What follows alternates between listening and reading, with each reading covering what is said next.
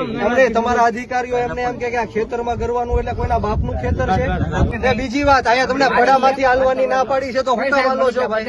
100 વાતની એક વાત, અમે અહીંયા કામ ચાલુ થવા નહીં દઈએ એટલે નહીં દઈએ. આને યોગ્ય વળતર મળશે ખેડૂતોને ત્યારે કામ ચાલુ થશે, બાકી કામ ચાલુ નહીં. ભાઈ એ ભાઈ કામ બામ ચાલુ નહીં કરતા હો. આ જેસીબી વાળો કોણ છે? એટલે કે ખેતરમાંથી જેસીબી બહાર કાઢ ભાઈ. કોણ છે આ? 7/12 માં આ ગરીબ ખેડૂતનું નામ છે. આની પરવાનગી વગર એક પોલીસ વાળાને હું આ જમીનમાં નહીં ઉભો રહેવો છું. દાદા હાથ જોડો, તમે સાહેબ ને હાથ જોડો. આ ગરીબ ખેડૂત છે સાહેબ. એમને તમારા અધિકારીઓ એમને એમ કે આ ખેતરમાં કરવાનું એટલે કોઈના બાપનું ખેતર છે. આ દાદા ને કીધું છે એમ નહીં. દાદા કીધું તમને અહીંયા મને એવું કીધું કે ખેતર એમ